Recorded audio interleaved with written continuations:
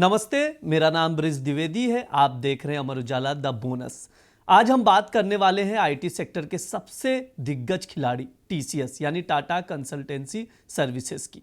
हाल ही में टीसीएस ने एक बहुत बड़ी डील की घोषणा की जिसने पूरी दुनिया के बिजनेस सर्कल का ध्यान अपनी तरफ खींचा है। German sports car brand Porsche और उसकी कंसल्टिंग कंपनी एमएचपी के साथ मिलकर टीसीएस ने करीब 17,600 करोड़ रुपए का बड़ा दांव खेला है। लेकिन इस बड़ी डील के पीछे कुछ बहुत दिलचस्प सवाल है। क्या टीसीएस ने यह सौदा बेहद सस्ते में निपटा लिया? क्या यह सिर्फ एक खरीद बिक्री है या एआई और फ्यूचर कार्स पर कब्जा जमाने का मास्टर प्लान है? और सबसे बड़ी बात, इतने बड़े सौदे के बावजूद ब्रोकरेज फर्म टीसीएस के मार्जिन को लेकर चिंतित क्यों है? और क्या इससे टीसीएस के शेयरों में तेजी आ सकती है? अगर तेजी आ सकती है तो कितनी?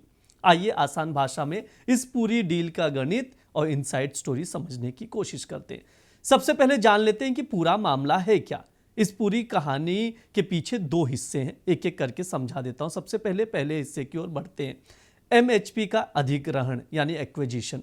टीसीएस अपनी नीदरलैंड स्थित सब्सिडरी के जरिए जर्मन कार कंपनी पॉज से उसकी आईटी और मैनेजमेंट कंसल्टिंग फर्म एमएचपी की 100% हिस्सेदारी खरीदने जा रही है। यह सौदा 320 मिलियन यूरो यानी लगभग 3600 करोड़ रुपए में तय हुआ है। पॉश के साथ मेगा पार्टनरशिप क्या है वो समझ लीजिए। एमएचपी को खरीदने के साथ ही टीसीएस ने पॉश के साथ 1.25 बिलियन यूरो यानी 14,000 करोड़ रुपए की 5 साल की रणनीतिक पार्टनरशिप साइन की है। इस पार्टनरशिप के तहत टीसीएस पॉश के लिए एआई, मैन्युफैक्चरिंग, इंजीनियरिंग और सॉफ्टवेयर डिफाइंड व्हीकल्स पर काम करेगी। इतना ही नहीं, टीसीएस पॉश के लिए एक समर्पित AI mobility centre of excellence भी स्थापित करने जा रही है। तो ये पूरी डिटेल है डील की। अब समझ लेते हैं कि एमएचपी का बिजनेस और वैल्यूएशन का गणित क्या कुछ कह रहा है। देखो, एमएचपी एक जर्मन आईटी कंसल्टिंग कंपनी है जिसका कैलेंडर ईयर 2025 का रेवेन्यू 742 मिलियन यूरो रहा है। अब जरा इसके वैल्यूएशन के आंकड़े देखिए। टीसीएस इसे इसके सालाना रेवेन्यू के मात्र 0.4 गुना पर खरीद रही है। एमएचपी की कमाई का 40% हिस्सा पॉश से आता है जबकि 60% रेवेन्यू अन्य ऑटोमोटिव कंपनियों से आता है। ब्रोकरेज हाउसेस नुआमा के मुताबिक देखा जाए तो टीसीएस को इतने कम वैल्यूएशन पर एमएचपी जैसी दिग्गज कंसल्टिंग फर्म मिलना एक बहुत बड़ी उपलब्धि है। टीसीएस अपने ग्लोबल सेल्स नेटवर्क का फायदा उठाकर एमएचपी के बाहरी क्लाइंट्स को अपनी सर्विसेज बेच सकती है। क्रॉस सेलिंग कह सकते हैं इसे, जिससे रेवेन्यू में बड़ा उछाल आ सकता है। अलग अलग ब्रोकरेज क्या कह रहे हैं, जैसे नुआमा हो गया, जेएम फाइनेंशियल हो गए, और एक्सपर्ट्स क्या कह रहे हैं इस डील को लेकर और टारगेट्स को लेकर, उसकी बात कर लेते हैं। सबसे पहले नुआमा क्या कह रहा है। नुआमा टीसीएस में बाय की रेटिंग दे रहा है और टारगेट प्राइस 3,000 रुपये बता रहा है। पॉजिटिव पॉइंट क्या है? वैल्यूएशन बहुत सस्ता है। इस डील से टीसीएस के कुल रेवेन्यू में करीब 3% का इजाफा हो सकता है, ये कहा जा रहा है नुआमा की ओर से। और ये डील टीसीएस को ऑटोमोटिव ऑटोमेशन के क्षेत्र में एक बड़ा ग्लोबल प्लेयर बना देगी। तुलना किससे की गई है और क्या बताया गया है? नुआमा ने इसकी तुलना एचसीएल टेक द्वारा 2016 में वॉल्वो आईटी के अधिग्रहण से की है, जिसने एचसीएल को एक बड़ा बूस्ट दिया था। जेएम फाइनेंशियल का क्या कहना है वो सुन लीजिए। जेएम फाइनेंशियल ने ऐड की रेटिंग दी है और व्यू क्या है पता है आपको? जेएम फाइनेंशियल का मानना है कि ये डील सिर्फ तुरंत के फायदे के लिए नहीं है बल्कि रणनीतिक मजबूती के लिए है। एमएचपी की जर्मनी में मजबूत पकड़ से टीसीएस को पूरे यूरोपीय ऑटो मार्केट में अपने पैर जमाने में आसानी होगी।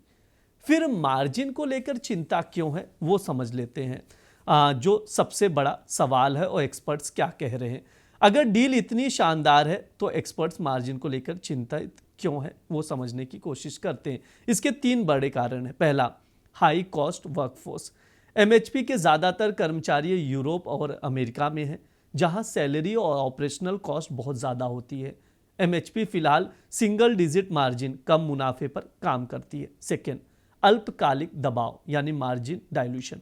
टीसीएस का अपना मार्जिन काफ़ी बेहतर होता है। एमएचपी को मिलाने से अगले 1 से 2 सालों तक टीसीएस के कुल ऑपरेटिंग मार्जिन पर थोड़ा दबाव पड़ सकता है। हालांकि सस्ते वैल्यूएशन के कारण इसका असर शेयर धारकों को प्रति शेयर कमाई यानी ईपीएस पर न्यूट्रल रहेगा। ऑटो इंडस्ट्री की सुस्ती, ये इंपॉर्टेंट पॉइंट है। दुनिया भर में ऑटोमोबाइल सेक्टर इस वक्त मंदी और चीन की ईवी कंपनियों से तगड़े कंपटीशन से जूझ रहा है। पॉश की अपनी वित्तीय स्थिति अगर प्रभावित होती है तो इसका असर इस डील के लॉन्ग टर्म रिटर्न पर पड़ सकता है। मार्जिन पर 2 साल के अस्थायी दबाव के बावजूद टीसीएस के लिए यह सौदा एक मास्टर स्ट्रोक साबित हो सकता है।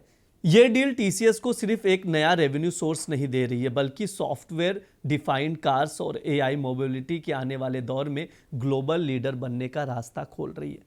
रेगुलेटरी मंजूरियों के बाद अगले 3 से 4 महीनों में यह डील पूरी होने की उम्मीद है।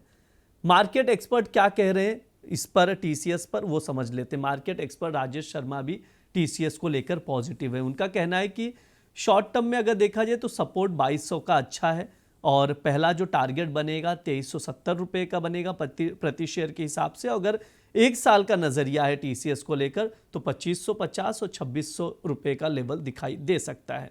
तो ये एक्सपर्ट्स की राय है, ब्रोकरेज की रिपोर्ट, और जो अपडेट्स आए वो हमने आप लोगों को बता दिया। फिलहाल के लिए ये वीडियो में इतना ही रहेगा। वीडियो कैसी लगी कमेंट करके ज़रूर बताइए। शुक्रिया।